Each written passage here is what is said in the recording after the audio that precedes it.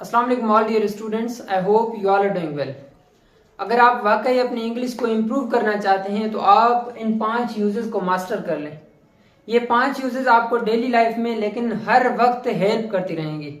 Okay, तो पहला use है हमारा एट हुज बीहेस्ट, दूसरा है नथिंग टू डू विद, तीसरा है इट नेवर हर्ट्स टू, चौथा है little did I know. Okay, और पांचवा है लेस्ट और शुड का यूज करते हैं। ये 5 यूजेजेस आपको बहुत ही हेल्प करने वाली हैं। वन बाय वन इसे समझते हैं कि इनका क्या यूज है। इसे मिटा लो।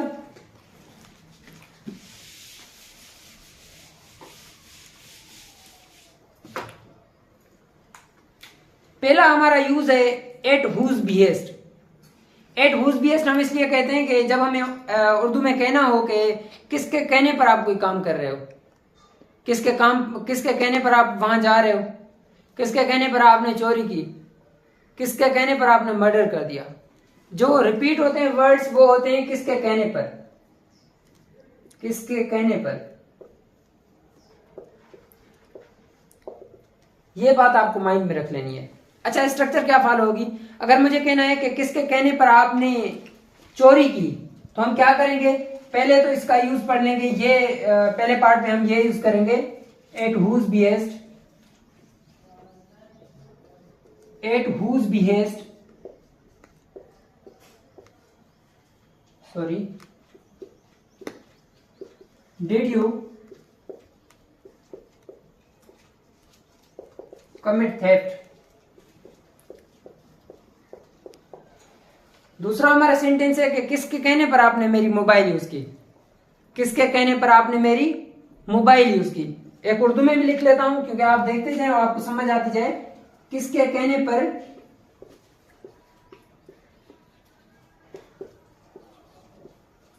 आपने मेरी मोबाइल यूज की, मेरी मोबाइल इस्तेमाल की, यूज की।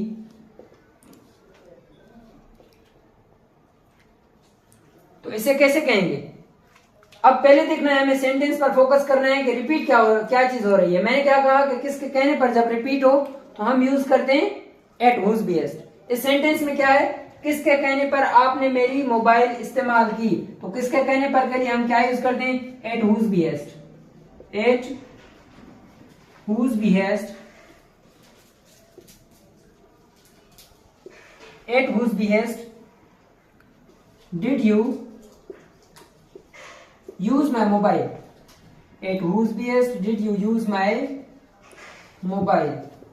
याद रहे कि इन सेंटेंसेस, इन यूजेजेस के बाद में सेंटेंसेस के लास्ट में हमने क्वेश्चन मार्क पुट करनी है। ये लाजमी है। ओके, क्योंकि हम सवाल पूछ रहे हैं ना, किसके कहने पर आप कोई काम कर रहे हैं। ओके, ये तो हो गया पास्ट का सेंटेंस। अब मैं कह रहा हूं कि किसके कहने पर आप बात कर रहे हो। ये दूसरा हमारा सेंटेंस है, किसके कहने पर आप बात कर रहे हो, किसके कहने पर आप बात कर रहे हो।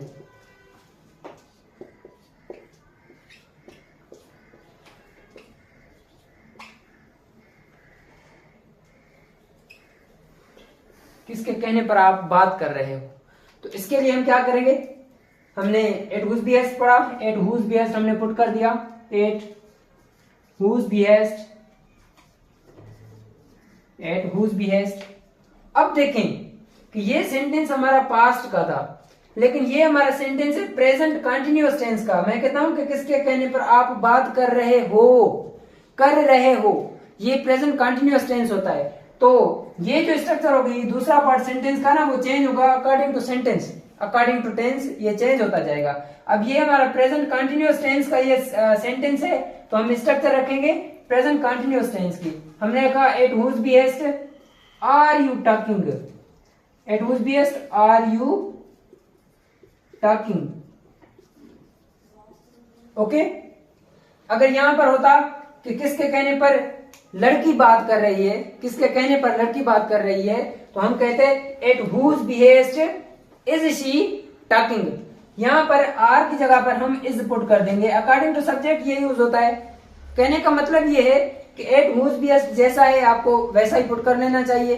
बाद में देखें कि बाद वाला जो सेंटेंस है वो कंटिन्यूअस प्रेजेंट कंटिन्यूअस टेंस का है या पास्ट सिंपल टेंस का है, वो आप स्ट्रक्चर फॉलो करेंगे। और इसके लिए एक आपको सेंटेंस देता हूं कि किसके कहने पर आपने मर्डर कर दिया। इसको आप खुद कमेंट बॉक्स में कमेंट करके बताएंगे। और चलते हैं दूसरी यूज की तरफ। दूसरी यूज क्या है? दूसरा यूजेज है हमारा नथिंग टू डू विथ। जब हमें कहना होता है कि मेरा किसी चीज से कोई लेना देना नहीं है। फॉर एग्जाम्पल कहीं पर एक लड़ाई हो गई और उससे आपको इंटरोगेट किया जा रहा था, आपसे सवाल पूछा जा रहा था कि do you interfere in this fight. तो आप कहते हैं कि मेरा इस लड़ाई से कोई लेना देना नहीं था। मतलब जो रिपीट होगा उर्दू के सेंटेंसेस में, जो फ्रेजेस रिपीट होंगे ना, वो होगा कि कोई लेना देना नहीं, मेरा इस फाइट से कोई लेना देना नहीं। तो हम कैसे करेंगे? यहां पर हम ट्रांसलेट करेंगे इसे। अगर मैं उर्दू में लिखूं, मेरा इस लड़ाई से कोई लेना देना नहीं, कोई लेना देना नहीं। ओके, मेरा इस लड़ाई से कोई लेना देना नहीं। तो इसके लिए हम यूज करते हैं nothing to do with. Okay, हम क्या करेंगे? मेरा इससे कोई लेना देना नहीं, तो हम कहेंगे I have nothing to do with this fight. I have nothing to do with this fight. अब मैं कहता हूं कि मेरा स्टडी से कोई लेना देना नहीं, मतलब मेरा पढ़ाई से कोई लेना देना नहीं। तो हम कैसे कहेंगे? I have nothing to do with, I have nothing to do with studies. Okay, आप देखें यहां पर हैव रिपीट हो रहा है ना, यहां पर हैव रिपीट हो रहा है। ये हैव जो है अकॉर्डिंग टू सब्जेक्ट चेंज होगा। यहां पर आई, वी, यू, दे होगा तो हम यहां पर हैव पुट करेंगे। ओके, अगर हमारा यहां पर सब्जेक्ट सिंगुलर होगा और थर्ड पर्सन प्रोनाउन होगा, जैसे ही हो गया, शी हो गया, इट हो गया, किसी एक बंदे का नाम हो गया। अगर मैं कहता हूं कि इस लड़ाई से असद का कोई लेना देना नहीं, इस लड़ाई से असद का कोई लेना देना नहीं, तो इसके लिए हम कहेंगे कि Asad has nothing to do with this fight. Asad has nothing to do with this fight. Okay, structure समझी? हम क्या करेंगे? हमने सब्जेक्ट रखा, अकॉर्डिंग टू द सब्जेक्ट हमने वर्ब पुट कर दिया, और ये जो हमने फ्रेज पढ़ा नथिंग टू डू विथ, हमने ये पुट कर दिया। ओके, और लास्ट में ऑब्जेक्ट आएगा, या हम जिसके बारे में बात कर रहे हैं ना, मेरा किसी भी चीज से लेना देना नहीं, तो हम वो चीज पुट कर देंगे। वो स्टडीज हो, पैसे हो, कोई लड़ाई हो, कोई भी चीज हो, हम वो चीज पुट कर देंगे। और इसको अकॉर्डिंग टू टेंस हम चेंज कर सकते हैं। अकॉर्डिंग टू टेंस हम इसे चेंज कर सकते हैं। ये है प्रेजेंट का, I have nothing to do with, I have. तो अगर वो पास्ट में जाता है, आप कहते हैं कि मेरा उस लड़ाई से कोई लेना देना नहीं था, आपने बिला वजह मुझे पनिश किया, मेरा उस लड़ाई से कोई लेना देना नहीं था, मतलब ये पास्ट हो जाएगा। तो आपने क्या करना है? जस्ट यहाँ हैज और हैव की जगह यहाँ पर हैव है और यहाँ पर है हैज, तो यहाँ पर आप सिंपली हैड पुट कर देंगे। आपका जो सेंटेंस होगा वो पास्ट में चला जाएगा। तीसरा जो हमारा यूज है वो है इट नेवर हर्ट्स टू। ये मोस्ट इंपॉर्टेंट है। 5 यूजेस हम पढ़ रहे हैं, लेकिन ये जो तीसरा है मोस्ट इंपॉर्टेंट है। ठीक है, इसको आपने माइंड में रख लेना है। इट नेवर हर्ट्स टू का हम तब यूज करते हैं जब हमें कहना हो कि क्या जाता है, सवाल पूछने में क्या जाता है, नई गाड़ी खरीद लेने में क्या जाता है, अब्बू से पैसे मांगने में क्या जाता है। ओके, तो आप देखेंगे कि उर्दू का जो फ्रेज रिपीट होगा वो होगा क्या जाता है। तो इसके लिए हम यूज करते हैं it never hurts to. Structure देखते हैं। अगर मैं कहता हूं कि सवाल पूछने में क्या जाता है, सवाल पूछने में क्या जाता है, लिखते हैं सवाल पूछने में क्या जाता है। क्या जाता है, सवाल पूछने में क्या जाता है। तो हम कैसे कहेंगे, यहाँ पर स्ट्रक्चर लिखी हुई है, हमने क्या पुट करना है, यहाँ इट नेवर हर्ट्स टू का यूज करना है। ओके, सवाल पूछने में क्या जाता है, हम कहेंगे it never hurts to, it never hurts to. Okay, तो मेन वर्ब की हम फर्स्ट फॉर्म रख लेंगे, it never hurts to ask question. Okay, ask question. आपने देखा है कि यहां पर क्वेश्चन मार्क है, लेकिन यहां पर जब हम इसे इंग्लिश में ट्रांसलेट कर लेते हैं ना, तो ये इंट्रोगेटिव सेंटेंस नहीं रहता, ये जो सेंटेंस रह जाता है ना वो अफर्मेटिव हो जाता है। और हमने क्या करना है, यहाँ पर क्वेश्चन मार्क पुट नहीं करनी, फुल स्टॉप पुट करना है। Okay, it never hurts to ask question. यहाँ पर मेन वर्ब की फर्स्ट फॉर्म देनी है, आस्किंग नहीं होगा। ओके, आस्किंग नहीं कहेंगे हम यहाँ पर आस्क्ड नहीं कहेंगे। ओके, जो बेस फॉर्म होगी मेन वर्ब की हम वही पुट कर देंगे। आस्क है तो आस्क रहेगा, राइट है तो राइट रहेगा, स्पीक है तो स्पीक होगा। अगर मैं कहता हूं कि लिखने में क्या जाता है, लिखने में क्या जाता है, हम कहेंगे it never hurts to write. पढ़ने में क्या जाता है, it never hurts to study, it never hurts to read.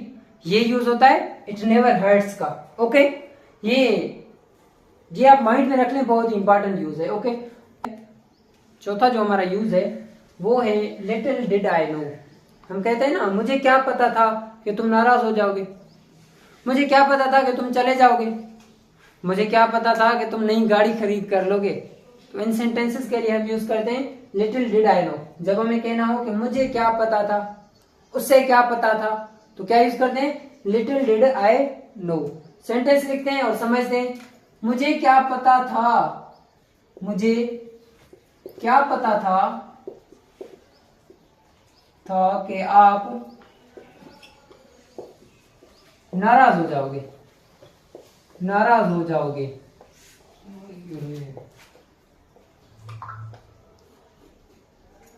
मुझे क्या पता था कि तुम नाराज हो जाओगे। तो इन सेंटेंसेस के लिए हम क्या करते हैं, पहले तो जो हमें फ्रेज दिया गया है हम उसे कहते हैं, उसे लिखते हैं। हम कहते हैं कि little did I know, little did I know you would get angry.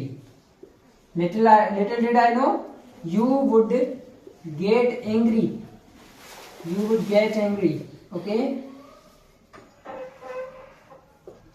मुझे क्या पता था कि तुम नाराज हो जाओगे। Little did I know you would get angry. Okay? दूसरा सेंटेंस है हमारा, मुझे क्या पता था कि तुम चले जाओगे। मुझे क्या पता था कि तुम चले जाओगे। इसके लिए क्या करेंगे, little did I know, little did I know, little did I know you would go, you would go, little did I know you would go. समझ आ गई, क्या पता था। यहां पर ये जो सेंटेंस होगा ना, यहाँ पर आए हम लिख रहे हैं बार बार, सेंटेंसेस जबान पर आ रहे हैं आए के, लेकिन यहाँ पर अगर सेंटेंस हो उसे क्या पता था या उन्हें क्या पता था, तो हम यहाँ पर अगर अकॉर्डिंग टू सेंटेंस जो सेंस दे रहा है, हम किसी लड़की की बात कर रहे हैं, किसी बंदे की बात कर रहे हैं, तो उसे हम पुट करेंगे। अगर कहना है कि वो क्या जानती थी कि तुम नाराज हो जाओगे, तो हम कहेंगे little did I know, little did she know, little did she know you would get angry. और ये बात आपको माइंड में रखनी है, यहाँ पर यू हो, आई हो, कुछ भी हो। ओके, यहाँ पर उसके बाद हमने वुड रख के मेन वर्ब की फर्स्ट फॉर्म रखनी है और लास्ट में क्वेश्चन मार्क देनी है। और हम चलते हैं पांचवी यूज की तरफ के। पांचवी यूज क्या है हमारी, पांचवा हमारा यूज है लेस्ट और शुड का।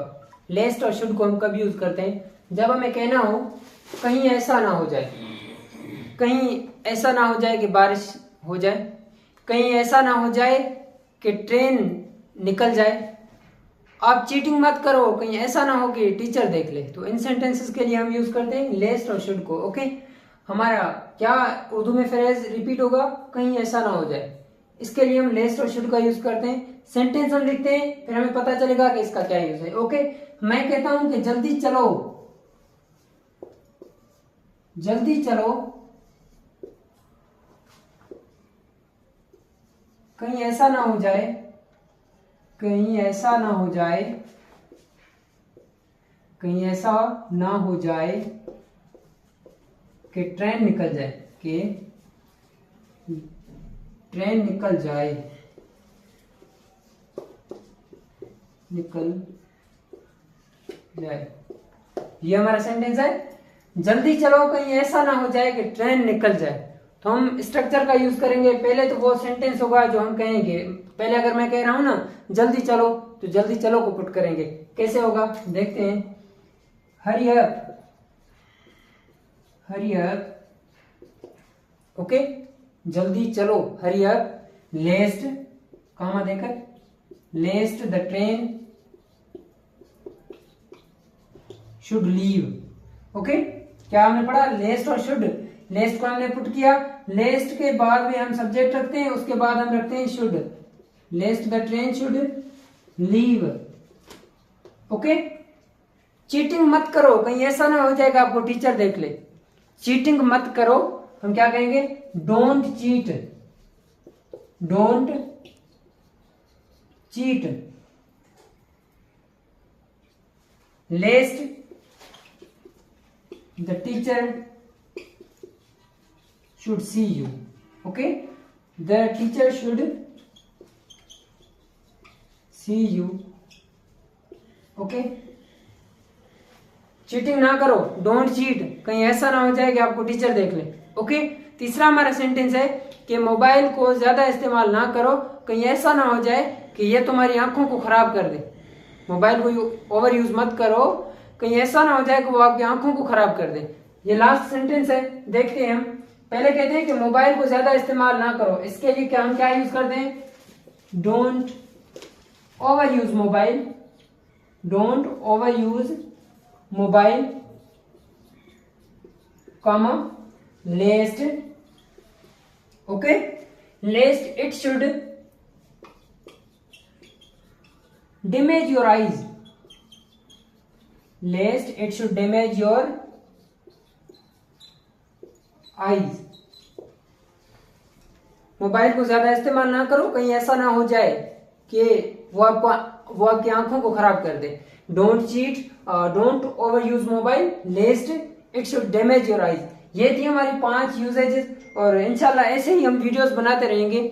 यूजेजेस पर मैं ज्यादा काम करता हूं क्योंकि डेली लाइफ में टेंसेस के रूल कम और यूजेजेस ज्यादा अप्लाई होती हैं। तो मेरी कोशिश रहती है कि मैं आपको यूजेजेस की वीडियोस बना के भेजूं और बना के अपलोड करूं। अगर आपने यहाँ तक वीडियो देखी है तो आप लर्न इंग्लिश विद नजाकत अली को आप फॉलो भी कर लें और लाइक करें, इस वीडियो को रिपोस्ट करें, शेयर करें अपने दोस्तों के साथ जो इंग्लिश सीखने में इंटरेस्टेड हैं। और मैं आपको आखिर में एक 5 सेंटेंसेस देता हूं हर एक यूज की तरह से, आप उसे ट्रांसलेट करके कमेंट बॉक्स में कमेंट करके बताएंगे कि इनकी ट्रांसलेशन एक्चुअली होती क्या है। तो ये सेंटेंसेस आपके लिए लिखता हूं, आप देखें पॉज। ये है वो 5 सेंटेंसेस जो आपको कमेंट बॉक्स में कमेंट करके बताने पड़ेंगे। पहला सेंटेंस है कि किसके कहने पर आप कमरे में आए, किसके कहने पर आप कमरे में आए। और दूसरा सेंटेंस है मेरा पैसों से कोई लेना देना नहीं, मेरा पैसों से कोई लेना देना नहीं। तीसरा सेंटेंस है गरीब की मदद करने में क्या जाता है, क्या जाता है। ओके, चौथा सेंटेंस है मुझे क्या पता था कि तुम स्कूल नहीं जाओगे, मुझे क्या पता था कि तुम स्कूल नहीं जाओगे। और लास्ट वाला सेंटेंस है मेहनत करो कहीं ऐसा ना हो जाए कि तुम नाकाम हो जाओ। इन सेंटेंसेस को आप कमेंट बॉक्स में कमेंट करके बताएं और जितना हो सके इनकी प्रैक्टिस करें, क्योंकि practice makes a man perfect. जब तक आप प्रैक्टिस नहीं करते तब तक आप सीख नहीं पाएंगे।